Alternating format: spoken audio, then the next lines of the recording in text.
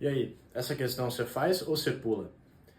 Apesar de ser uma questão antiga, eu considero como um exercício muito interessante, porque ele trabalha aí questões, né, propriedades tanto da potenciação quanto dos logaritmos e ainda te ajuda a treinar braço para fazer conta. Então, tenta resolver aí, faz do seu jeito e depois acompanha aqui a minha resolução. Então, vamos lá. Coisas que o enunciado já me dá, então. O enunciado me fala que o log de 5 é n, o log de 2 eu trato como p, e eu tenho esse n aqui que é horroroso, né? É 125 vezes raiz cúbica desse 1562,5 sobre raiz quinta de 2. E ele me pede, então, o log de n na base 5 em função de m e p. Tá. Por onde eu vou começar aqui? Eu vou começar trabalhando com esse n, porque, apesar de esse ser o n, eu posso fazer umas modificações para deixar ele um valor muito mais simples, muito mais bonito e muito melhor de trabalhar do que essa aberração aqui, tá? Então vamos começar por essa raiz aqui. Essa raiz cúbica de 1562,5 sobre isso aí. Tá. 1562,5, você deve concordar comigo que não é um valor muito legal de trabalhar. Né? Não é um valor inteiro, e ninguém gosta de valores que não são inteiros dentro de uma raiz. Bom, imagina que você concorde comigo que se eu pego um número que não é inteiro, e tem ali, né, o vírgula 5, se eu multiplicar por 2, vai dar um número inteiro, né? Ou você pode somar ele mais uma vez, você vai ter um número inteiro. Por exemplo, se eu tenho 2,50 e eu somo 2,50, eu tenho 5, né? Então eu teria um número inteiro. E a gente vai fazer isso, né? Você pode fazer de outras formas, esse aqui é o jeito que eu resolvi. Mas se você multiplicar esse valor por 2, você encontra uma fração, né, de um número inteiro, de dois números inteiros, na verdade, né? Mas que resultaria nisso, e fica mais fácil de trabalhar. Então vamos começar dessa forma mesmo. Vamos descobrir que número é esse. 1562,5 vezes 2, ó.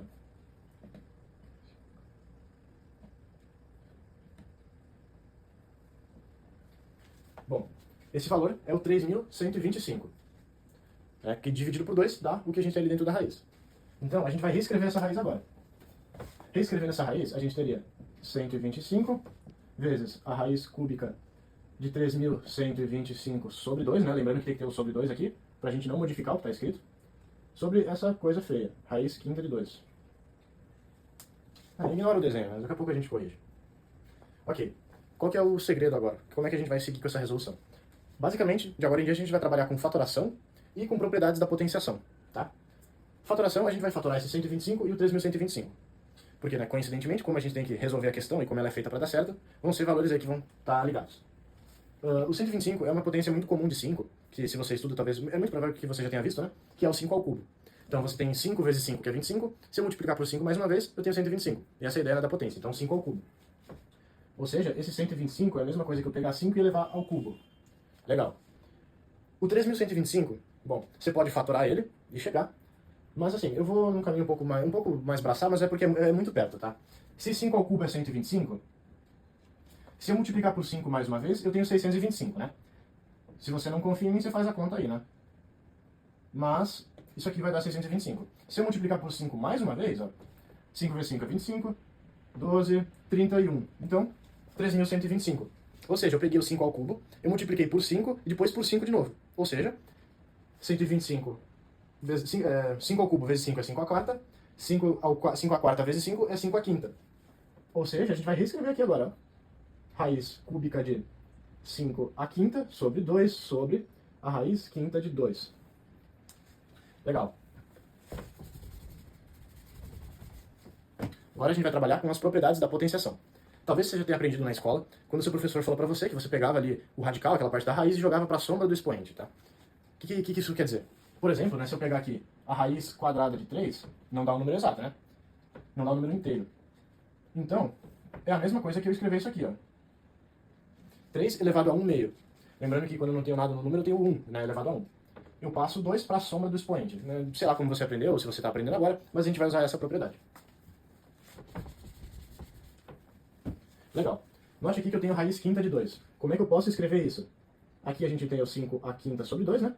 Mas essa raiz quinta de 2 eu posso escrever como 2 elevado a 1 quinto. Né? Pelo motivo que eu acabei de te explicar. Lembrando que aqui eu ainda tenho o 5 ao cubo, né? Ok. E agora, o que eu vou fazer é passar esse 2 elevado a 1 quinto multiplicando pelo inverso, né? Esse 2 elevado a 1 quinto ele está sobre 1 aqui. Eu vou pegar essa fração e passar multiplicando pelo inverso. Isso aqui vai virar, então, a raiz cúbica, ó, de 5 à quinta sobre 2 vezes 2 elevado a 1 quinto. Vezes 5 ao cubo. De novo, a gente vai usar aquela propriedade do radical que eu falei antes, né, aqui. Ou seja, 5 ao cubo vezes Outra propriedade da potenciação, caso você não conheça, né? Eu estou elevando algo que já está numa potência a outra potência. As potências, né, se multiplicam aqui, né, é o produto. Ok. Isso aqui a gente vai poder escrever então ó, como 5 ao cubo vezes 5 vezes 1/3 é 5/3.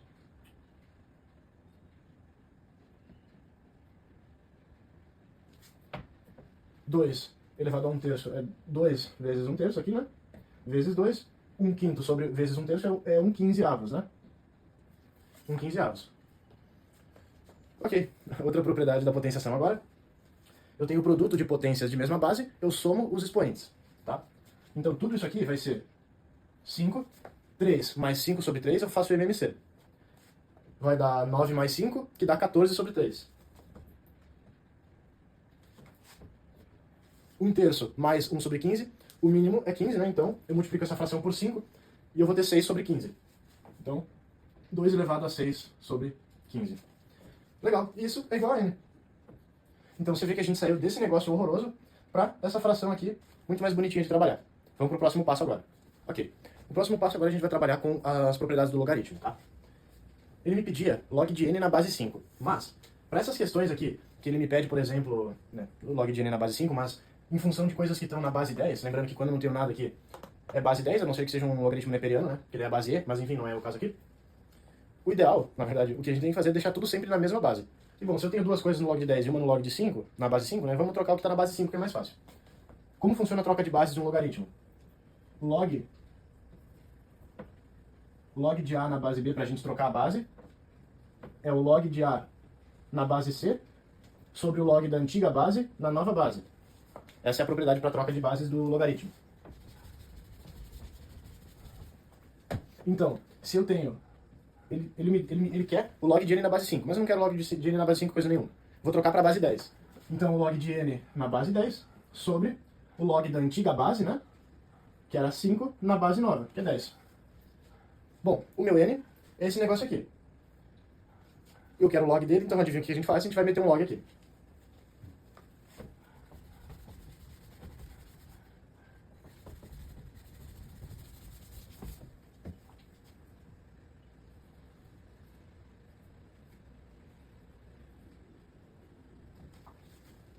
Bom, se eu colocar o logaritmo, se eu aplicar o logaritmo, né? O log de n vai ser o log daquela fração que a gente tinha encontrado, de 5 elevado a 14 sobre 3 sobre 2 elevado a 6 sobre 15. Legal. Como a gente vai resolver isso aqui, então? Propriedades do logaritmo, tá? Quando eu tenho um log da divisão, eu consigo abrir no log da subtração. Ou seja, tudo isso aqui, ó, eu posso escrever como log... Meu Deus do céu. Como log de 5 elevado a 14 terços menos o log de 2 elevado a 6 quinzeavos. Ok. Próxima propriedade do logaritmo é aquela, talvez você tenha ouvido como regra do tombo, do peteleco, sei lá, mas a gente vai descer esse expoente multiplicando o log, porque essa é uma das propriedades, tá? Isso aqui então, ó, eu vou jogar esse expoente aqui pra frente. Então eu tenho 14 terços que multiplica o log de 5 menos 6 sobre 15, que multiplica o log de 2.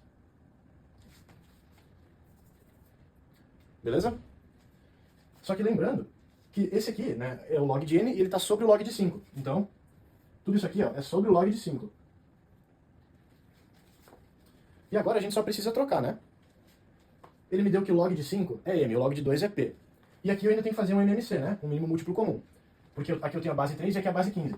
São múltiplos, eu preciso multiplicar então o 3 por 5 para chegar em 15, né? 14 vezes 5, 4 vezes 5 é 20, 5 mais 2 é 7, então eu tenho 70. Fazendo o MMC, isso aqui vai me dar 70. Log de 5 eu vou trocar já por m, então 70m menos 6p sobre 15. E esse log de 5, que é m, eu vou fazer a mesma coisa que eu fiz antes, tá?